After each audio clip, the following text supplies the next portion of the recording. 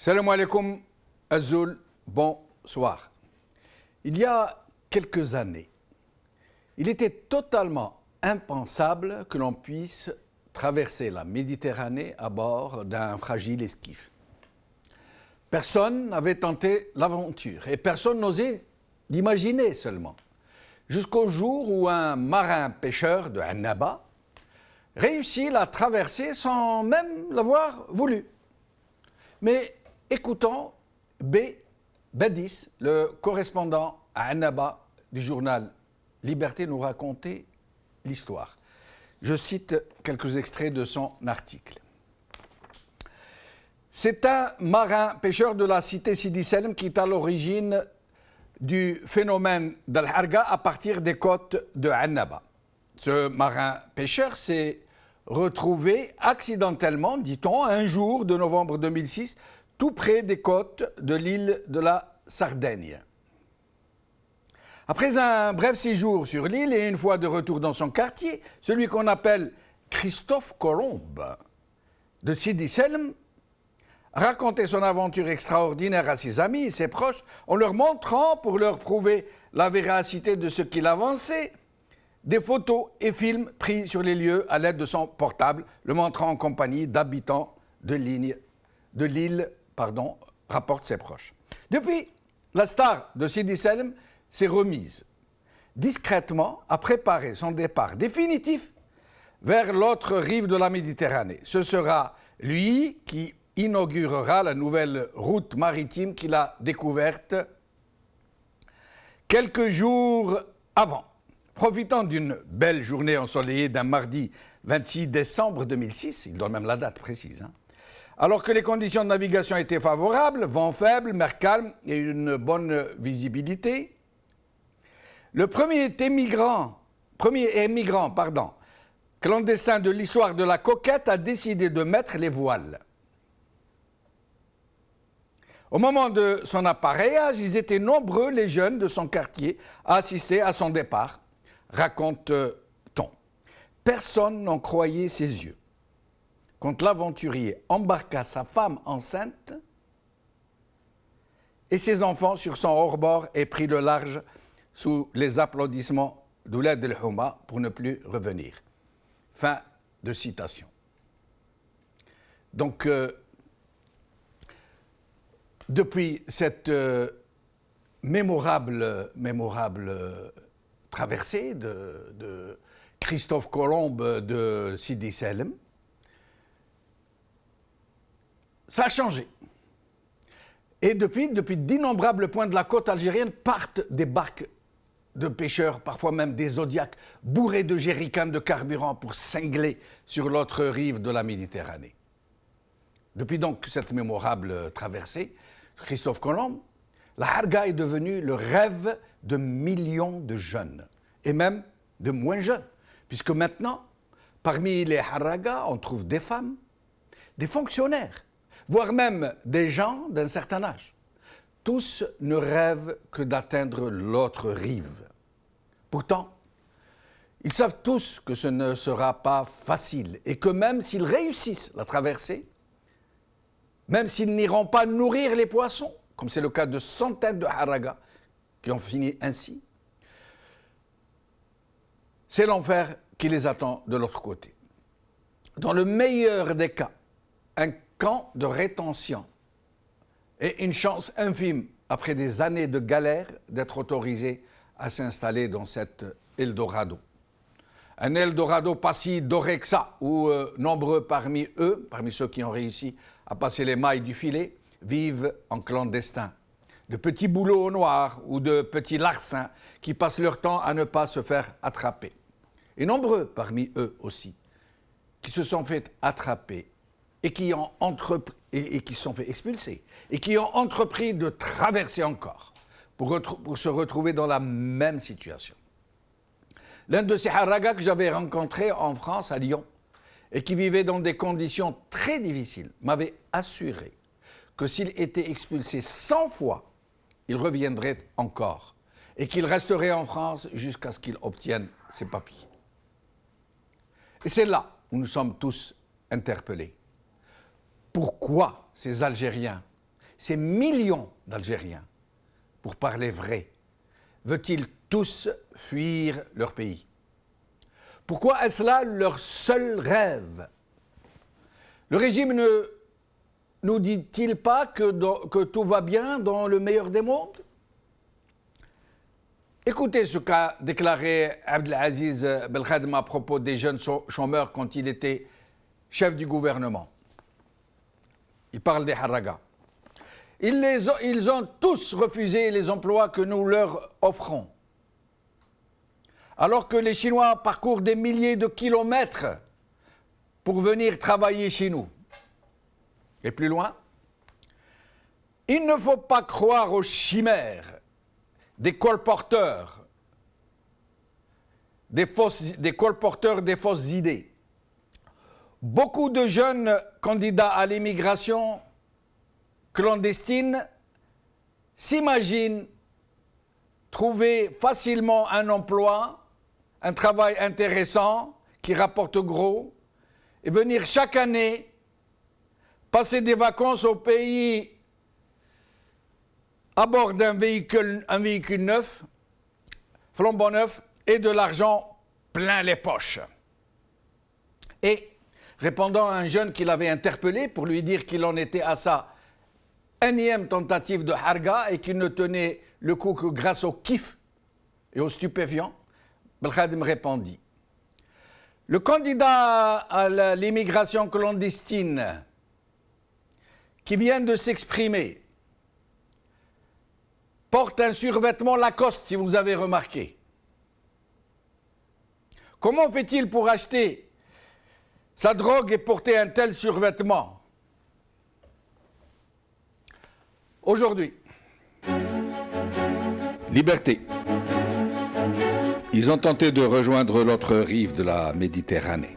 108 candidats à l'émigration clandestine arrêtés à Annaba par Badis B. Algérie Focus. Annaba, tentative massive d'émigration clandestine par Abdou Sammar. TSA. Les gardes-côtes algériens interceptent 9 embarcations de haraga au large de Annaba par Rafiq Tajer.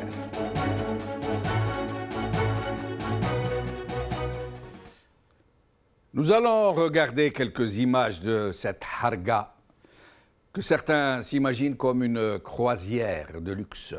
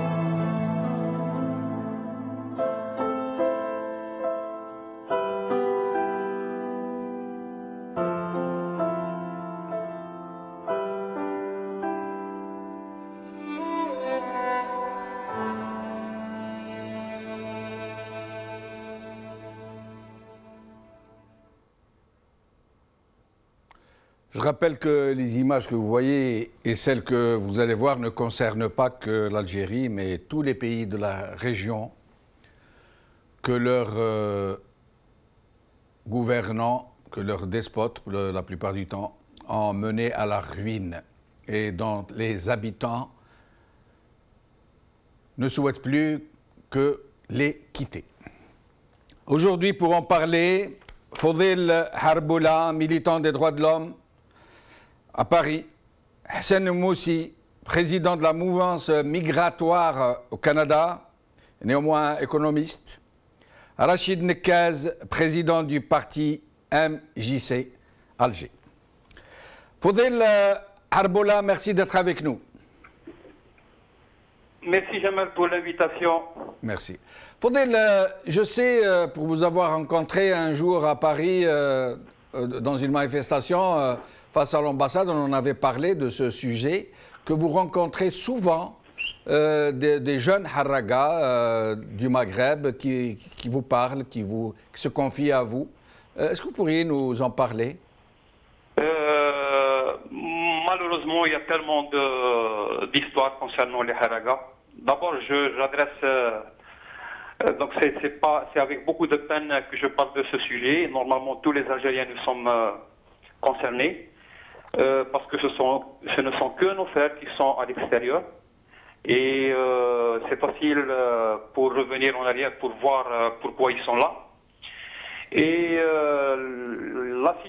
les situations qu'ils vivent, c'est aussi encore une fois malheureux.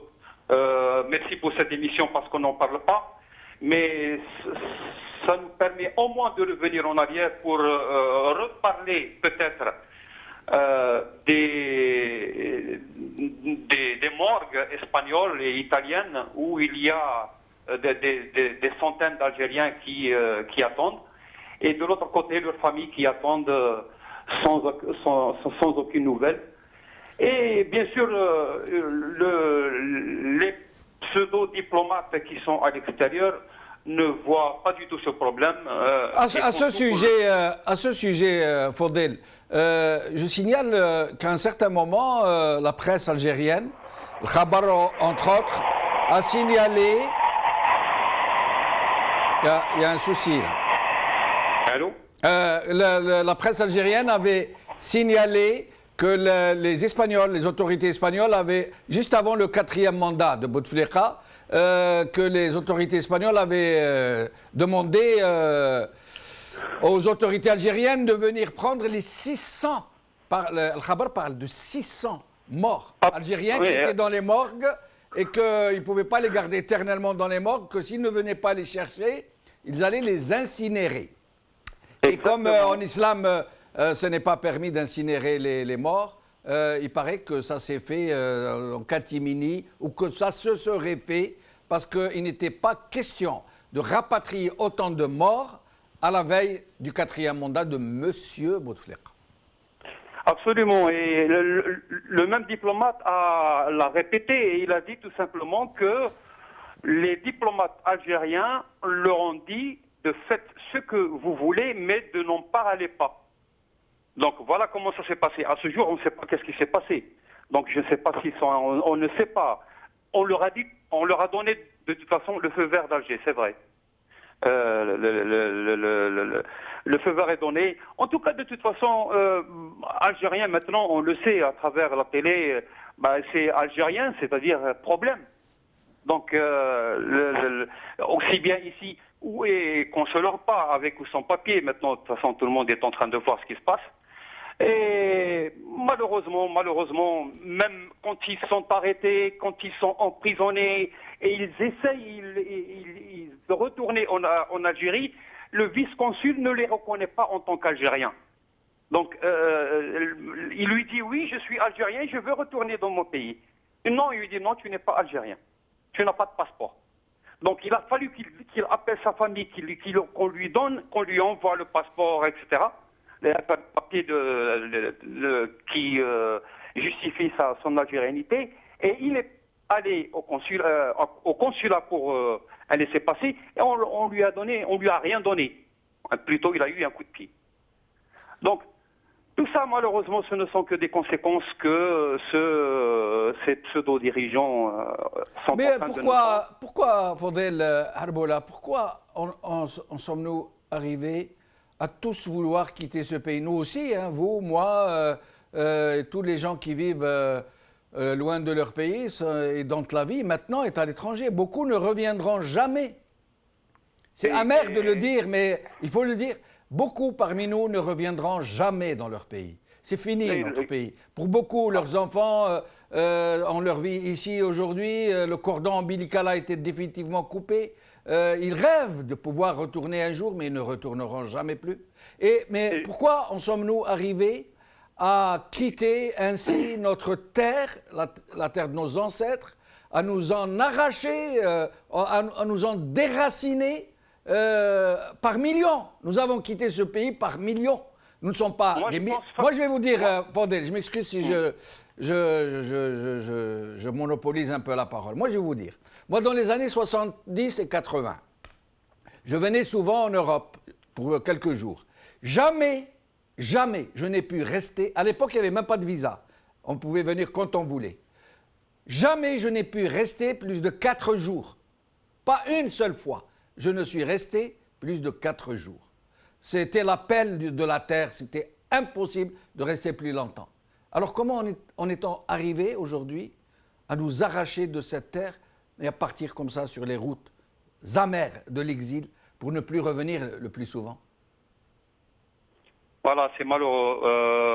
Je pense que nous ne pouvons pas faire l'économie d'une question. Donc, je parle bien sûr aux experts, donc qui devraient normalement faire ce travail de fond, aux sociologues, aux psychologues, etc., pour essayer de voir le pourquoi ça. C'est le non-sacrifice. On n'a pas envie de se sacrifier pour une génération. Donc, on dit tout simplement chacun pour soi. Et ça c'est malheureusement, si on essaye de viser le tout, c'est le régime qui est en place, qui n'accepte ni ses enfants, ni ses petits-enfants, ni ses vieillards. Les vieillards, c'est pareil, de l'autre côté. On a tendance à dire qu'il n'y a que le problème des Haraga. Le problème des Algériens qui sont ici, qui, beaucoup, à ce jour, n'ont qu'une seule nationalité, et qui souffrent, et qui étudient, qui travaillent, qui font tout, mais ils ne sont que algériens. Et ce sont des fils d'immigrés ici en France. Et ces pseudo-politiques, je ne sais pas qu'est-ce qu'ils ne voient pas par rapport à ce qui se passe au niveau politico-social ici en France. Ils sont visés par rapport à ce qui vient de passer. Ils n'ouvrent même pas leur gueule. Je m'excuse de dire gueule, mais on ne les entend pas du tout parler. Donc, et ce sont ces petits-enfants, donc leurs petits-enfants, qui fut un temps ont libéré la France. Donc, essayons de comprendre, je me dis que c'est... Bon, voilà, c'est... Restez avec nous, Fadel Harbola, restez avec nous. Hassan Moussi, merci d'être avec nous, Hassan. Hassan, pardon. Bonjour Jamal, bonjour à tous ceux qui nous écoutent et bonjour à nos invités sur Al-Maghribia. Merci. Alors, Hassan Moussi, donc vous êtes au Canada, il n'y a pas de haraga au Canada en principe, ou du moins s'il y a des clandestins, c'est d'une autre manière, ils ne peuvent pas traverser l'océan. Mais vous êtes bien au courant, vous vous occupez de la mouvance migratoire, vous êtes bien au fait de ces sujets. Expliquez-nous un peu comment on en est arrivé là, à ce que maintenant ce sont des milliers de jeunes qui partent régulièrement. Ce n'est pas un point sur la côte, il y a des centaines de points, ou du moins des dizaines de points sur la côte algérienne d'où s'embarquent des jeunes et des moins jeunes, souvent à bord de fragiles esquifs, des zodiacs, des petites barques de pêcheurs. Comment en est-on arrivé là? Jamal, je crois que je vais vous contredire quelque part. Là, où va l'économie mondiale, les guerres, l'injustice, la misère, je crois que bientôt les haragas vont traverser à la nage même l'Atlantique. Ceci dit, Jamal, j'ai juste une histoire avant de répondre à votre question. Moi, je connais un Éthiopien qui est là à Montréal, il a 28 ans, qui me raconte son histoire. En 2014, il venait de Libye vers l'Italie. dans 2 barques. Il y a 2 barques, il y a 5 dans chaque barque, dont 2 Algériens dans la barque où il se trouvait. En pleine Méditerranée, sa barque s'est renversée et tous sont morts, sauf lui qui a réussi à nager et rejoindre la barque qui était à 100 mètres plus loin, 150 mètres plus loin, et on l'a sauvé. Il est là à Montréal. Je l'ai cherché tout à l'heure pour vous lui passer le téléphone. Hélas, je n'ai pas réussi à l'avoir, mais à l'occasion, je vais vous le laisser raconter son histoire plus tard. Pour vous dire l'ampleur du phénomène, Jamal. Oui. Moi, je pense que, pour répondre un peu à votre... Allô, Jamal? Oui, oui, je vous écoute. Donc, moi, je pense que malgré une augmentation et une meilleure coordination des secours, actuellement, soi-disant, sur la Méditerranée notamment, les naufrages de Haraga donc, se poursuivent. Ils se poursuivent. La Hogra, si vous voulez, la misère, les guerres, la chose pousse ces Haraga vers l'inconnu, vers le danger. Pour ne parler que des 7 premiers mois de 2016, plus de 3000, moi je connais un peu la chose, je suis entouré de ces gens-là pratiquement, plus de 3000 personnes ont péri en Méditerranée, dont 2500 venus du Maghreb.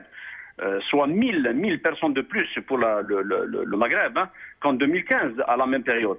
Et malgré tout, environ, vous voyez l'effort qu'ils font ces gens-là pour arriver, tellement la misère, comme je disais, les guerres, les passe-droits, la hogara dans leur pays, malgré tout cela, malgré tous ces morts, malgré toutes ces obstacles, toutes ces difficultés, 80 000 haragas ont quand même rejoint l'Europe. Juste pour montrer à quel point ce sujet est sensible. Mais Hassan, pardon de vous interrompre. Oui. Pardon de vous interrompre. Moi, dans les années 70 en Algérie, il y avait autant, sinon plus de chômage. C'était pas la joie. Il y avait beaucoup de pauvreté. Et nous, on pouvait partir en Europe sans visa. Mais et en Europe, il y avait du boulot. Ça veut dire ceux qui voulaient s'installer, ils avaient du boulot du jour au lendemain. Ils avaient tout. Le logement, le boulot, c'était très facile de s'installer en France dans les années 70 de façon légale. Et pourtant, on venait, on restait quelques jours et on repartait. Même ceux qui ne travaillaient pas ne restaient pas parce qu'ils voulaient rester chez eux. Qu'est-ce qui a fait qu'aujourd'hui, malgré la difficulté de s'installer en Europe et malgré l'argent qu'il y a au pays aujourd'hui, c'est un argent fou.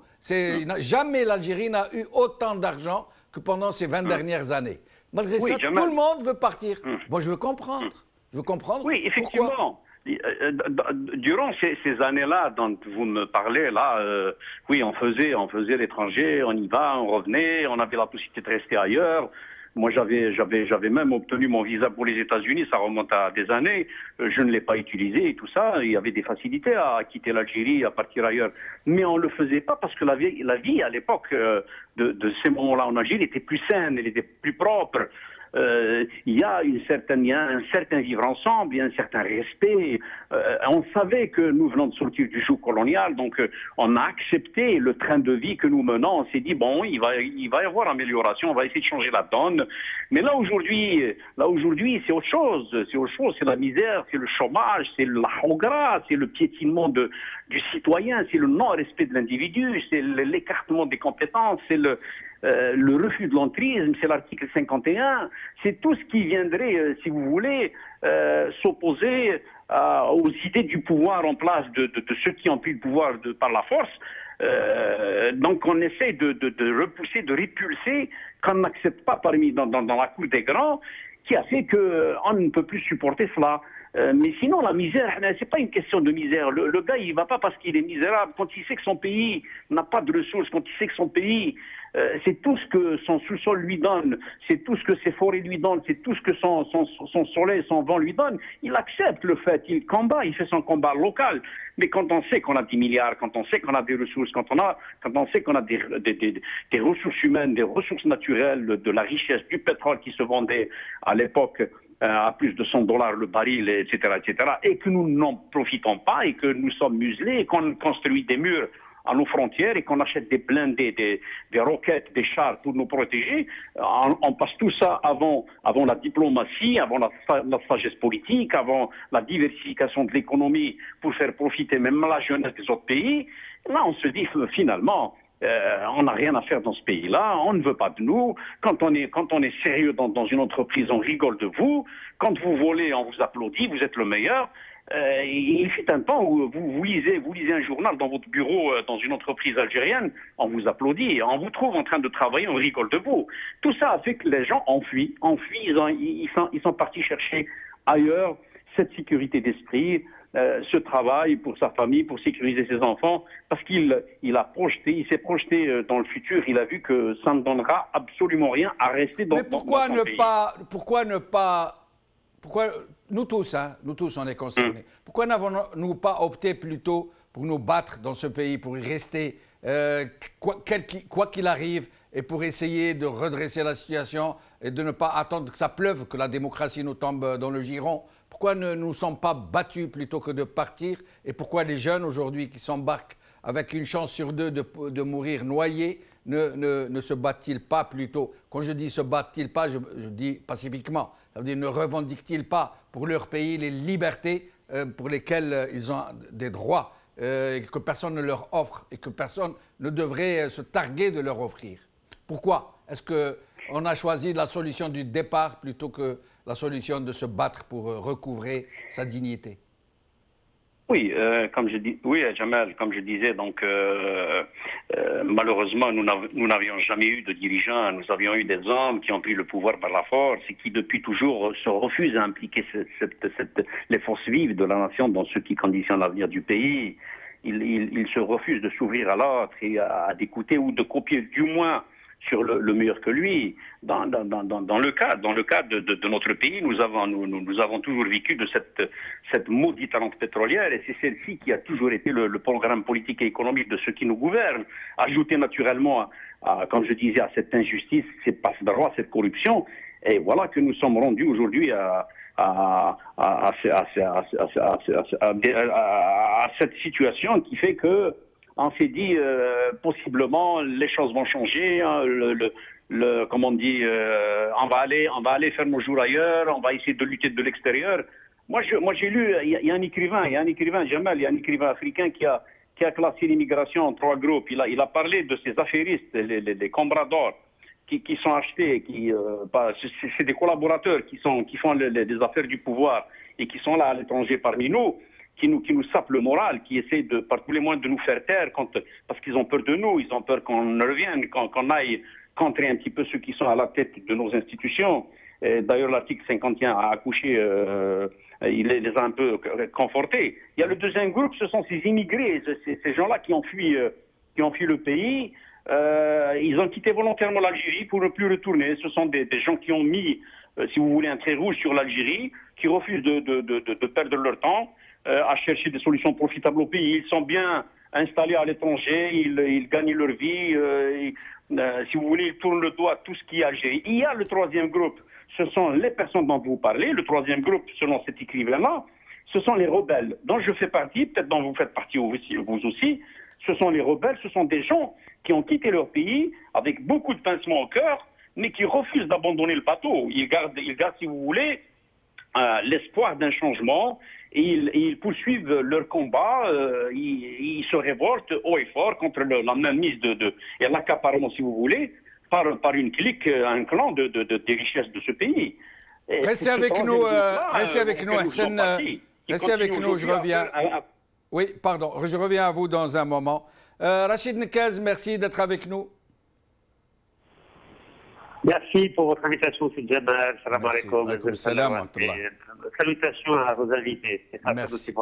Merci à vous. Rachid Nekaz, vous êtes vous-même issu d'un petit village du côté de Chlef, mais votre papa, si j'ai bien compris, s'est exilé, c'était un immigré qui est parti en France. Vous me corrigerez si je me trompe. Et vous-même, vous êtes donc un enfant de la 2e ou de la 3e génération, mais vous avez fini quand même par vous décider à rentrer au pays. Alors, si c'est le cas, vous nous corrigerez si je me suis trompé. Comment percevez-vous d'abord l'immigration d'une façon générale, de nous tous qui quittons nos pays comme ça pour ne plus y revenir bien souvent, malheureusement, mais aussi et surtout cette harga, les harragas qui se jettent à l'eau avec une chance sur 2 de mourir noyés? Ben, vous êtes bon, Cheikh Jamal, vous êtes bon. Donc, mon papa est venu en France en 1950. Il a travaillé dans les mines de charbon dans le nord de la France. Il n'avait pas été à l'école, dit ma mère d'ailleurs. Alhamdulillah, il y avait des valeurs de la réussite liées à l'école et au travail. Alhamdulillah, on a tous eu une bac dans la famille. Et mon papa nous a toujours dit, dès que vous réussissez, il faut retourner au pays parce que votre pays, notre pays a besoin de vous. كان يقول لنا احنا الغالب ما قرينا ما والو ما نعرفوا والو بصح لازم انتوما كي تقراو في الجامعه في فرنسا وعندكم شويه الامكانيات لازم ترجعوا لبلادكم. Il faut retourner au pays pour essayer de le développer. Et donc, quand on était petit, on a été élevé dans cette idée que tôt ou tard, il fallait revenir en Algérie. Alhamdulillah, quand j'ai eu mes diplômes, j'ai fait mes sociétés, j'avais l'indépendance financière, j'ai dit, c'est le moment peut-être d'apporter ma contribution. C'est pour ça qu'en 2013,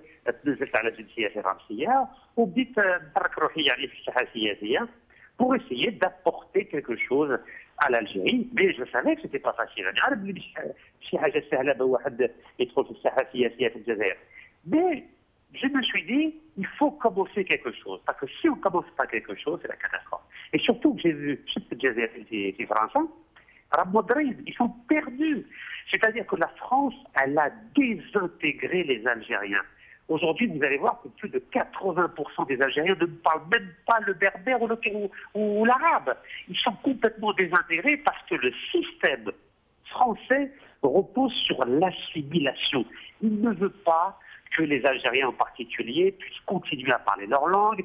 Il ne veut pas que les Algériens en particulier puissent continuer à vivre leur islam. Donc, nous avons un problème profond en France par rapport à la façon de vivre notre algérianité, autant sur le plan culturel que sur le plan religieux. Ça, c'est la première chose. Donc, c'est pour ça qu'aujourd'hui, on a 5 millions d'Algériens en France, mais ils ne servent à rien. Ils ne servent à rien par rapport à l'Algérie. Ils ne peuvent rien apporter à l'Algérie parce que la seule chose qu'ils connaissent de l'Algérie, c'est les vacances au mois de juillet-août. Ils amènent leurs petits euros ou leurs petites voitures et dès fin août et début septembre, ils reviennent en France.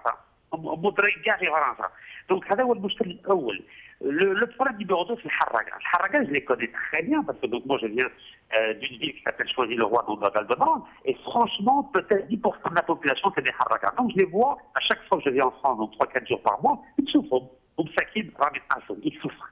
Ils souffrent parce qu'ils n'ont pas de papier. Ils souffrent parce qu'ils ne peuvent pas travailler. Et quand ils travaillent au noir, ils sont mal payés. Ils souffrent parce qu'ils n'ont pas de logement. Ils dorment parfois 4-5 dans un même studio, ou voire dans un foyer style Sonacotra. Et malheureusement, pour vivre, beaucoup d'entre eux sont obligés de commettre des petits larcins. Donc c'est une vie extrêmement difficile. Quand on sait, il y en a qui ont traversé 8-9 frontières dans France. Vous vous rendez compte, 8 à 9 frontières. Ça veut dire que généralement, ils partent par les pays de l'Est, la Grèce. C'est vrai, on a entendu parler de ce phénomène, ils traversent plusieurs frontières pour pouvoir arriver enfin en France. Mais sinon, Rachid Nekez, est-ce que certains parmi eux sont repris? J'essaie de dire. Est-ce qu'ils sont pris, certains, et expulsés? Est-ce qu'il arrive qu'ils en prennent et qu'ils en expulsent? Bien sûr. Mais bien sûr, vous savez, il y en a même qui sont expulsés par la France, et dès qu'ils peuvent, ils reviennent. Donc ils dépensent à nouveau 2500 ou 3000 euros, mais ils reviennent, en se disant que peut-être cette fois-ci, on ne va pas se faire expulser. Donc c'est une situation très difficile. Donc qu'est-ce que j'ai constaté? Il y a deux types d'immigration. Il y a les intellectuels, les diplômes, pour avoir un visa, pour aller en France, en Espagne, au Canada, aux États-Unis ou en Angleterre. Et là, la deuxième catégorie, c'est ces fameux Harraga qui ont une qualité exceptionnelle, c'est qu'ils sont courageux. Courageux, faut jamais l'oublier, parce que pour prendre la décision de quitter l'Algérie, sans visa, pratiquement sans argent, ça dénote un véritable courage. Et malheureusement, l'Algérie ne veut pas capitaliser sur les courages de ces jeunes Algériens qui ont pris un risque énorme de quitter l'Algérie en traversant des frontières, en étant dans une incertitude et une insécurité totale. Donc je tiens vraiment à saluer leur courage et je crois que si on arrive à conjuguer à la fois l'intelligence de cette classe moyenne qui a quitté l'Algérie, en plus du courage de ces harakas sans visa et sans diplôme, je crois que ça peut être un élément fondamental pour un changement pacifique et réussi en Algérie. Mais ces haragas, Rachid Nekaz, ces haragas qui sont devenus un peu le fonds de commerce des partis politiques extrémistes, fascisants, est-ce que certains parmi eux réussissent malgré tout à obtenir des papiers, une régularisation? Alors, je ne vous cache pas que aujourd'hui en France, si vous n'avez pas 10 ans de présence sur le territoire, avec des preuves de présence, que ce soit avec la carte vitale ou que ce soit des consultations chez des médecins ou ouvrir un compte postal à la poste, vous n'avez aucune chance d'avoir des papiers, sauf si vous arrivez à vous marier. Et malheureusement, dans beaucoup de cas, il y a beaucoup de mariages blancs, ou alors des mariages qui ne sont pas réussis, notamment avec des Françaises qui ne sont pas forcément à l'image de la femme qu'ils aimeraient épouser. Mais il ne faut pas oublier aussi, vous l'avez précisé tout à l'heure, qu'il y a aussi des haragas femmes. Et c'est ça qui est le plus douloureux.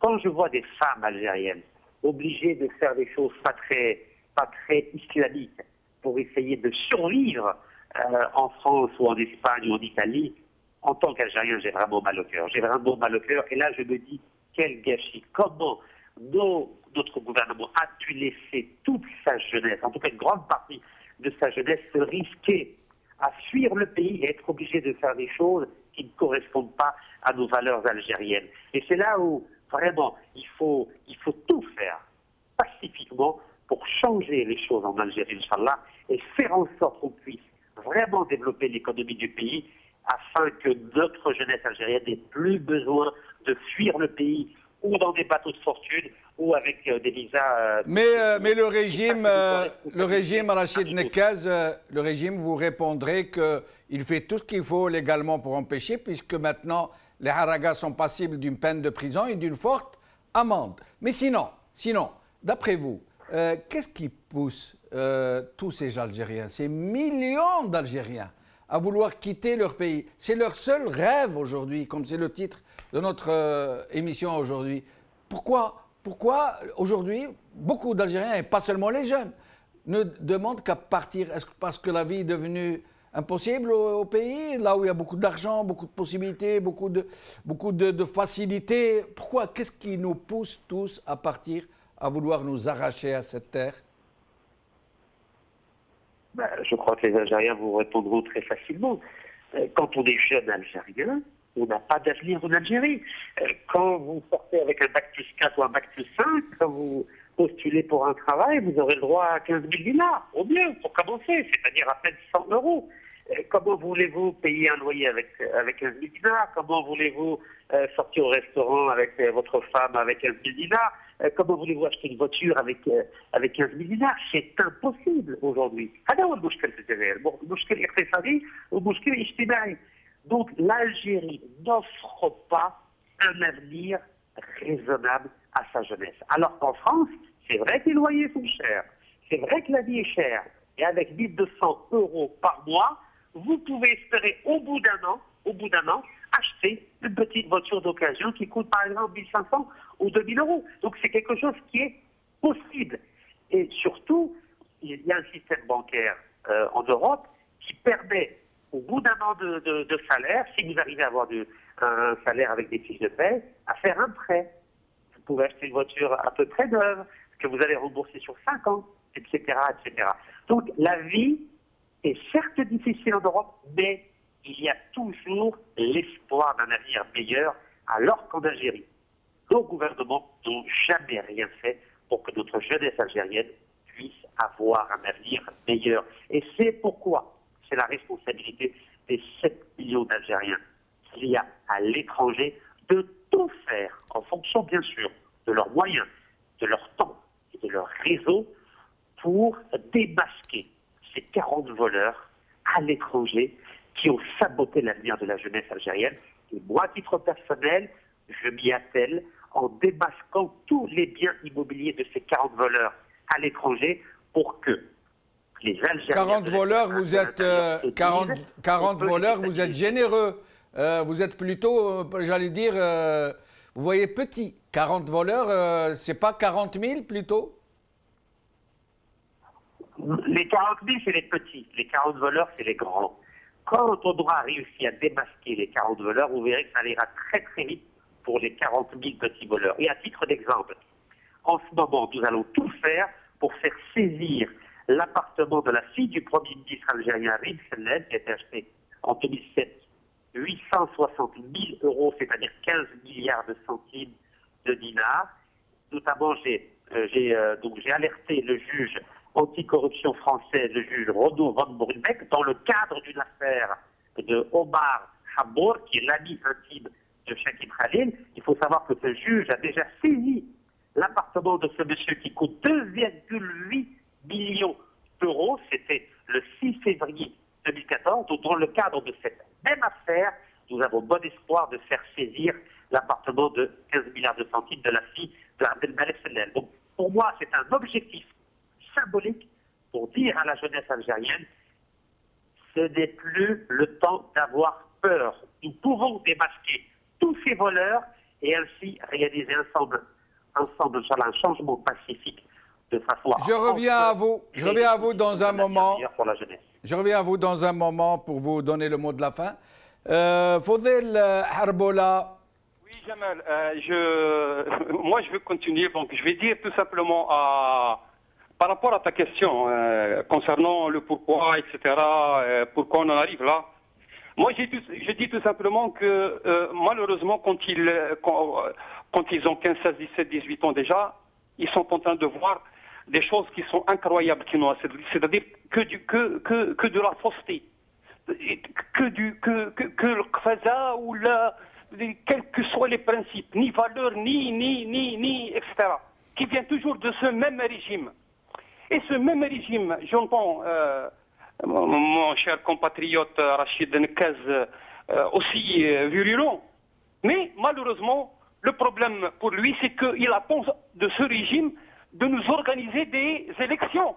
C'est le problème, le mouchkil kbir.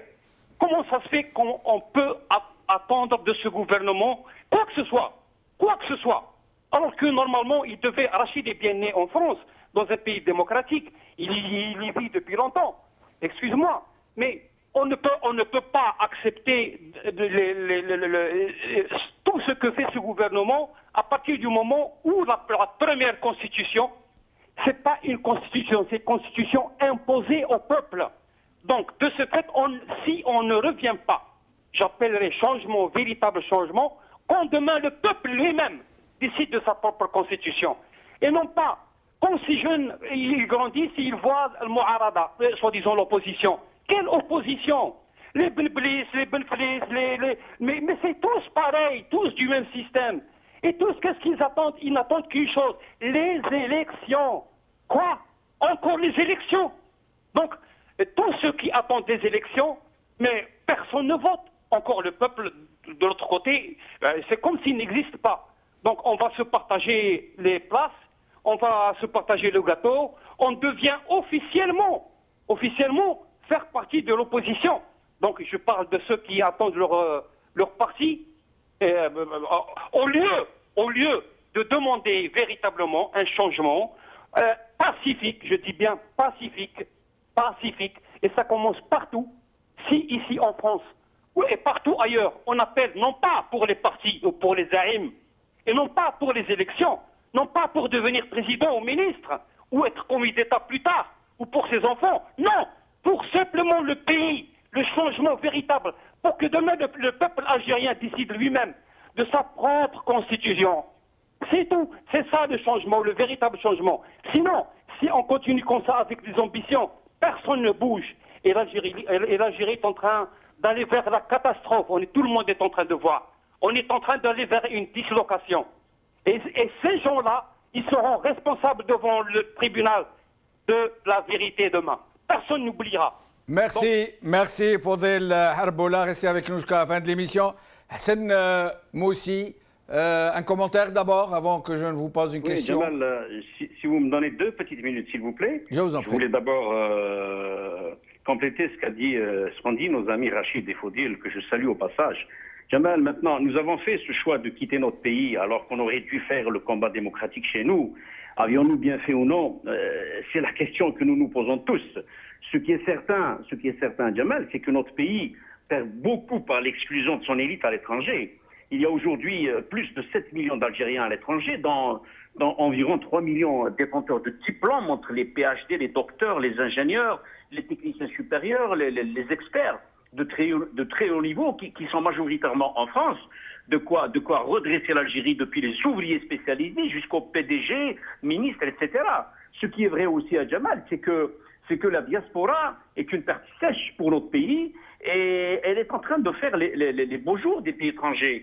Pour vous citer le cas d'ici, du Canada par exemple, effectivement nous avons une immigration de qualité.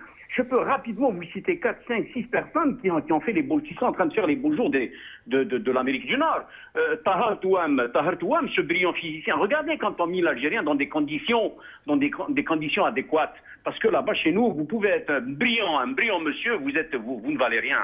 Quand vous êtes un mauvais, vous êtes un voleur, oui, là, comme l'a si bien dit notre ami Faudil, là, on vous applaudit, on vous fait les galons. Tahar Touam, Jamal, ce brillant physicien venu de tout frais de Annaba, il a étonné la quasi-totalité des Canadiens et des Américains. Il est à l'origine d'une découverte importante dans le domaine de la photonique.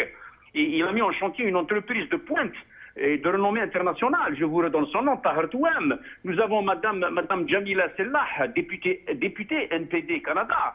Nous avons Hafsi Tayyib, expert et professeur HEC Montréal. Nous avons Omar Aktouf, qui est expert professeur HEC Montréal, membre fondateur du Conseil scientifique du Québec. Nous avons Zabouri Morteta, expert professeur et analyste politique à Ottawa. Ali Kishou, si vous permettez, en une minute je termine. Jamal Ali Kishou, artiste peintre. Kader Kchad, qui a lancé une télévision. Mustafa Ishaq, professeur de physique et d'astrophysique à l'université, tenez-vous bien, à l'université américaine de Princeton, là où Einstein a développé ces théories qui ont émerveillé le monde.